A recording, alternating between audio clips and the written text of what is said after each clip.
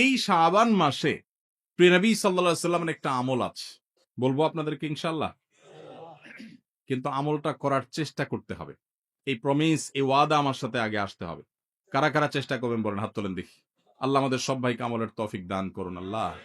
ভাইরা আমার, আমলটা হলো, আম্মা জান আয়েশা রাদিয়াল্লাহু তাআলা আনহা বলেছেন, মা রাআইতু রাসূলুল্লাহি সাল্লাল্লাহু আলাইহি ওয়াসাল্লাম ইসতাকমালা সিয়ামা শাহরিন কাত্তু ইল্লা রমাদান। আমি নবীজিকে পুরো মাস, শুরু থেকে শেষ পর্যন্ত গোটা মাস রোজা রাখতে দেখেছি একবার, শুধু বছরে একবার, সেটা হলো রমজান মাসে। আর রমজানের পরে পুরো মাস না, তবে মাসের বেশিরভাগ দিন রোজা রেখেছেন তিনি, এটা দেখেছি শুধুমাত্র শাবান মাস। কোন মাসে ভাই? শাবান মাস। আম্মা জান আয়েশা রাদিয়াল্লাহু আনহা আরেকটা হাদিসে আছে, সেখানে তিনি বলেছেন, কানান নবী সাল্লাল্লাহু আলাইহি সাল্লাম ইয়াসুমু শাবানা ইল্লা কালিলা। নবীজি শাবানের পুরো মাস প্রায় রোজা রাখতেন, কয়েকটা দিন বাদে, শেষের কয়েকটা দিন বাদে প্রায় পুরো মাস রোজা রাখার চেষ্টা করতেন। নবীজি সাল্লাল্লাহু আলাইহি সাল্লামের অত্যন্ত আদরের একজন সাহাবী যায়েদ রাদিয়াল্লাহু তাআলা আনহু, তার ছেলে উসামা ইবনে যায়েদ, নবীজি সাল্লাল্লাহু আলাইহি সাল্লাম নাতির মতো আদর করতেন, স্নেহ দিতেন, ছোট মানুষ ছিলেন। উসামা ইবনে যায়েদ রাদিয়াল্লাহু তাআলা আনহু তিনি বলেন, আমি নবীজি সাল্লাল্লাহু আলাইহি সাল্লামকে জিজ্ঞাসা করলেন, হে আল্লাহর রাসূল, আপনাকে দেখি আপনি শাবানে যত রোজা রাখেন অন্য কোন মাসে এত রোজা রাখেন না, কারণটা কি? হেতু কি? এ মাসে এত বেশি রোজা রাখার কারণটা কি? রোজার মাস তো রমজান মাস, কিন্তু শাবানে আপনি বেশি বেশি রোজা কেন রাখেন? নবীজি সাল্লাল্লাহু আলাইহি সাল্লাম তখন উসামা ইবনে যায়েদ রাদিয়াল্লাহু তাআলাকে বলেছেন দুটি কারণ। কটি কারণ? মনোযোগ দিয়ে শুনতে হবে কিন্তু। এই হাদিসটাই আপনি বাসায় গিয়ে আপনার মায়ের সাথে, আপনার স্ত্রীর সাথে, আপনার বন্ধু বান্ধবের সাথে যেন শেয়ার করতে পারেন, সেভাবে মনোযোগ দিয়ে শুনবেন। ওয়াজ মাহফিলের কথা বেশিরভাগই হারায় যায়, হারায় গেলে চলবে না ভাই। আমি কষ্ট করে ঢাকা থেকে আসছি, আমার ভাইয়েরা কষ্ট করে আয়োজন করেছেন, আপনারাও কষ্ট করে আসছেন, সার্থক হতে হবে, এখান থেকে নিয়ে যেতে হবে। হাদিসটা ভালো করে মনে রাখবেন। নবীজি সাল্লাল্লাহু আলাইহি সাল্লাম শাবান মাসে বেশি বেশি রোজা রাখতেন দেখে তার আদরের সাহাবী, নাতির মতো স্নেহ করতেন যাকে, উসামা ইবনে যায়েদ রাদিয়াল্লাহু তাআলা আনহু, তিনি প্রশ্ন করেছেন কাকে? নবীজিকে। কি প্রশ্ন করেছেন? যে হে আল্লাহর রাসূল, আপনাকে শাবানে এত বেশি রোজা রাখতে দেখি, অন্য কোন মাসে এত নফল রোজা আপনি রাখেন না, কারণটা কি? তখন নবীজি কয়টা কারণ বলেছেন? দুইটা কারণ। নাম্বার 1, তিনি বলেছেন, যাকা শাহরুন ইয়াগফুলুন নাসু বাইনা রজব ওয়া রমাদান। শাবান মাসের দুই ধারে, দুই প্রান্তে দুটি মাস আছে, যে দুটি মাস অনেক মহিমান্বিত, মর্যাদাপূর্ণ। শাবানের আগের মাসটার নাম কি ভাই? রজব। এই রজব মাসটা মহিমান্বিত কোন কারণে? মেরাজের কথা বলছেন।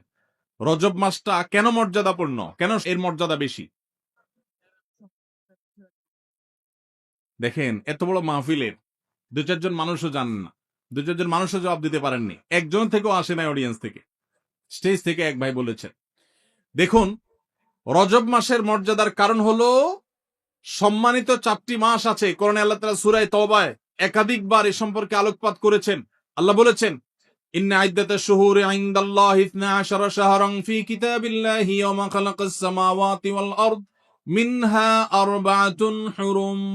বছরে 12টি মাসের মধ্যে 4টি মাস আছে সম্মানিত, মর্যাদাপূর্ণ। আল্লাহ এগুলোকে সম্মান দিয়েছেন, বিশেষ মর্যাদার মাস। রমজান তো সবচেয়ে শ্রেষ্ঠ মাস আছেই, রমজানের পরে মর্যাদার বিচারে সম্মানিত মাস কয়টা? এই 4টার মধ্যে নবীজি সাল্লাল্লাহু আলাইহি সাল্লাম সহিহ বুখারীতে এই 4 মাসের ব্যাখ্যা বর্ণনা করতে গিয়ে তিনি বলেছেন, সালাসুন মুতাওয়ালিয়াত। এই 4টার মধ্যে 3টা হলো ধারাবাহিক, জিলকদ, জিলহজ, মুহররম, আর চতুর্থ মাসটা হলো ওয়া রজব মুদর আল্লাযী বাইনা জুমাদা শাবান, এই যে রজব মাসটা। তাহলে রজব মাসটা সম্মানিত 4 মাসের একটা, সেজন্য এই মাসটা মূলত মহিমান্বিত। এই মাসে নবীজি সাল্লাল্লাহু আলাইহি সাল্লাম মেরাজ হয়েছে বলে অনেক ইতিহাসবিদগণ বলেছেন, আবার অন্য মাসে হওয়ার কথাও আছে। কিন্তু আসল তাৎপর্যের কারণ হলো রজব মাসটি হলো সম্মানিত 4 মাসের একটা। এটাও আমরা অনেকেই প্রথম শুনলাম জীবনে। যাই হোক, সে বিষয়ে কথা বলা আমার উদ্দেশ্য নয়। তো উদ্দেশ্য হলো ওই যে উসামা ইবনে যায়েদকে নবীজি বলেছেন যে শাবান মাসটার আগের মাসটা হলো রজব, যেটা সম্মানিত 4 মাসের একটা, মর্যাদাপূর্ণ মাস। আবার শাবানের পরের মাসটা কোনটা? রমজান, সেটা হলো বছরের সবচাইতে সেরা মাস। তো নবীজি বলেছেন, দুইটা মর্যাদাপূর্ণ মাসের মধ্যবর্তী শাবান মাসে মানুষ আমল ইবাদত না করে অবহেলায় বেশিরভাগ মানুষ কাটায়। বেশিরভাগ মানুষ অপেক্ষা থাকে রোজা কবে আসবে, তখন কোরআন তেলাওয়াত শুরু করব। রমজান কবে চাঁদ দেখা যাবে রমজানের, তখন নামাজ ধরবো। রমজান কবে শুরু হবে, তখন থেকে আমি তারাবি পড়া ধরবো, ভালো কাজ করা ধরবো। শাবান মাসে মানুষ রমজানের ক্ষণ গণনা, দিন গণনা করতে থাকে, অবসর থাকে, অলসতা করে, অবহেলা করে। নবীজি বলেছেন মানুষ যেহেতু অবহেলা করে এই জন্য এই সময়টাতে আমি বেশি বেশি নফল রোজা রাখি, কারণ যেই সময়টাতে মানুষ অবহেলা করে ওই সময় ইবাদতের আলাদা গুরুত্ব তৈরি হয়। ভোর রাতের সময় সবাই ঘুমায় থাকে, এই জন্য তখন তাহাজ্জুদ পড়লে সওয়াব বেশি। হুজুরের সবাই সালাম দেয়, রিকশাওয়ালা বেচারারা কেউ সালাম দেয় না। আপনি যা রিকশাওয়ালাদেরকে আসসালামু আলাইকুম বললেন কেন? কারণ তারা অবহেলিত, তাদেরকে মানুষ সালাম দেয় না। তাহলে তাদেরকে সালাম দিলে, হুজুরের সালাম দিলে যে সওয়াব হতো তার চেয়ে সওয়াব বেশি হবে, কারণ অবহেলিত, এদেরকে কেউ সালাম দিচ্ছে না। একজন গরিব মানুষ, একজন অভাবী মানুষ, সিএনজি চালক, তার গাড়িতে উঠছেন, মুসলমান হলে তার আচরণ হবে উঠে বসেই আসসালামু আলাইকুম। চেষ্টা করা যাবে না ইনশাআল্লাহ। শাবান মাসে মানুষ অবহেলিত থাকে, সেজন্য এই মাসে আমলের গুরুত্ব বেশি। অতএব যেই কাজটা মানুষ অবহেলিত করে, গাড়িতে উঠার পর চালককে সালাম দিবেন আসসালামু আলাইকুম করে। যে মালিক গাড়িতে উঠে বসে চালককে সালাম দিতে পারেন, সেই মালিকের মধ্যে অহংকার নাই ইনশাআল্লাহ, তিনি বিনয়ী মানুষ। আল্লাহ আমাদের সব ভাইদেরকে বিনয়ী হওয়ার তৌফিক দান করুন। দ্বিতীয় কারণ তিনি বলেছেন কেন তিনি এই মাসে বেশি রোজা রাখেন, ওই যে ওসামা ইবনে যায়েদ রাদিয়াল্লাহু আনহু দুইটা কারণ বলেছেন।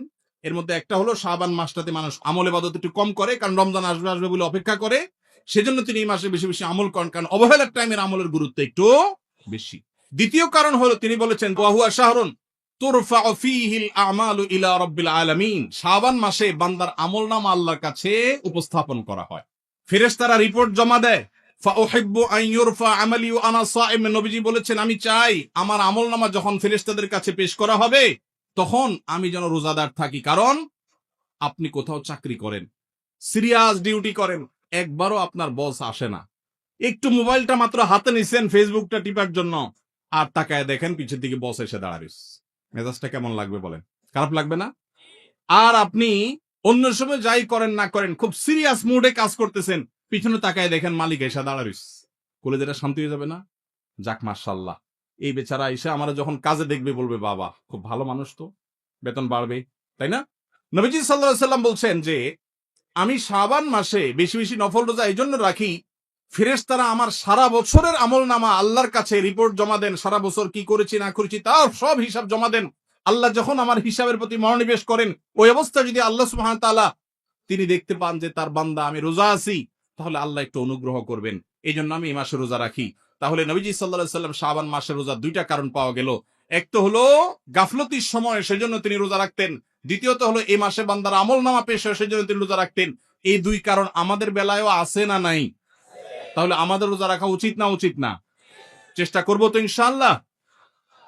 ভাইরা আমার, একটা প্রশ্ন আপনাদের মনে হইতে পারে, সেটা হলো আমরা তো শুনছি মানুষের আমলনামা সকালে বিকালে আল্লাহর কাছে জমা হয়, ফেরেশতারা জমা করে, আবার এখন শুনলাম শাবান মাসে জমা হয়, তাহলে দুই রকম হলো যে? এর উত্তর হলো আল্লাহ রাব্বুল আলামিনের কাছে আল্লাহর ফেরেশতারা মানুষের আমলনামাকে তিন ধাপে, তিন স্তরে, তিনটা লেয়ারে, তিনটা সময়ে আলাদা আলাদা ভাবে উপস্থাপন করে। একটা হলো প্রাত্যহিক রিপোর্ট, প্রাত্যহিক আমলনামা, ডেইলি, প্রতিদিনের আমলনামা সকাল এবং সন্ধ্যায়, সারা রাত আপনি কি করেছেন, ওয়াজ শুনেছেন না গান শুনেছেন, ভালো কাজ করেছেন না মন্দ কাজ করেছেন, সারা রাতে কি করেছেন, প্রত্যেকটা মানুষের হিসাব আল্লাহ রাব্বুল আলামিনের কাছে প্রত্যেকটা ভোরে ওই রাতের ডিউটি থাকা ফেরেশতারা জমা দেন। আবার সারাদিন আমরা যা করি না করি, সন্ধ্যায় সারাদিনের ডিউটিতে রত ফেরেশতারা আল্লাহর কাছে জমা দেন। তাহলে বান্দার আমলনামা, বান্দার রিপোর্ট জমা দেওয়া হয়, একটা হলো প্রাত্যহিক, প্রতিদিন, সেটা কখন? সকাল এবং সন্ধ্যা। বান্দার আমলনামা জমা দেওয়া হয় আরেকটা লেয়ারে, সেটা হলো প্রত্যেক সপ্তাহে 2 দিন, সোমবার এবং বৃহস্পতিবার। নবীজি সাল্লাল্লাহু আলাইহি ওয়াসাল্লাম যেন সোমবার বৃহস্পতিবার রোজা রাখতেন, কারণ সোমবার এবং বৃহস্পতিবার বান্দার আমলনামা ফেরেশতারা আল্লাহর কাছে পেশ করেন। তাহলে একটা হলো ডেইলি আমলনামা পেশ, সেটা সকাল সন্ধ্যা, একটা হলো সাপ্তাহিক আমলনামা পেশ, সেটা হলো সোম বৃহস্পতি, আর একটা হলো বার্ষিক রিপোর্ট পেশ, সেটা কখন? শাবান মাস। বিভিন্ন অফিসে যারা চাকরি করেন মাসের হিসাব দেওয়া লাগে একরকম, ডেইলির হিসাব দেওয়া লাগে আরেক রকম, বার্ষিক রিপোর্ট দেওয়া লাগে আরেক রকম, আছে না নাই? ঠিক একইভাবে আল্লাহ রাব্বুল আলামিনের কাছে আমাদের আমলনামা পেশ করা হয়। ভাইরা আমার, সেজন্য এই রিপোর্ট জমা দেওয়ার সময়গুলোতে বান্দা বিশেষভাবে আমলে মনোযোগী হবে। এই জন্য আল্লাহ তাআলা বলেছেন কোরআনে কারীমে ওয়াসাব্বিহুহু বুকরাতাও ওয়া আসীলা, সকাল সন্ধ্যা আল্লাহর তাসবিহ পেশ করো। নবীজি সাল্লাল্লাহু আলাইহি সাল্লাম সকাল সন্ধ্যা বিশেষ তাসবিহ পেশ করতেন, জিকির আজকার করতেন, দোয়া করতেন, আমল করতেন, কারণ এই যে আমল জমা দেওয়া হয়। আবার সোমবার বৃহস্পতিবার রোজা রাখতেন, কারণ আমলনামা জমা দেওয়া হয়। আবার শাবান মাসে বেশি রোজা রাখতেন, কারণ আমলনামা জমা দেওয়া হয়। তাহলে আমলনামা জমা দেওয়ার 3টা লেয়ার আছে। মনে থাকবে তো ইনশাআল্লাহ ভাইরা আমার। এছাড়াও শাবান মাসে বেশি বেশি নফল রোজার আরেকটা কারণ আছে, সেটা হলো ইস্তেহাদি, সেটা হাদিস দ্বারা না প্রমাণিত না, সেটা বিভিন্ন মুহাদ্দিসগণ, ওলামা একরাম, স্কলারগণ বলেছেন। সেটা হলো হঠাৎ করে রমজানের রোজা যদি রাখা শুরু করেন, সারা বছর একরকমের খাদ্য অভ্যাস, সকাল দুপুর রাতে খেয়ে, এখন হঠাৎ করে অভ্যাসটা চেঞ্জ হয়ে যাবে, ইফতার এবং রাতে সাহারি খাবেন আর সারাদিন না খেয়ে থাকবেন। হঠাৎ করে 30 দিনের রোজা রাখতে কি আপনার কষ্ট হয় কিনা, অভ্যাসটা আগে থেকে যেন হয়, সেজন্য শাবান মাস থেকে কিছু কিছু নফল রোজা রাখতে হয়। এটা হলো ওয়ার্ম আপ, রিহার্সেল, প্রস্তুতিমূলক রোজা। এই জন্য ভাই এই শাবান মাসে বেশি বেশি রোজা রাখবেন তো ইনশাআল্লাহ।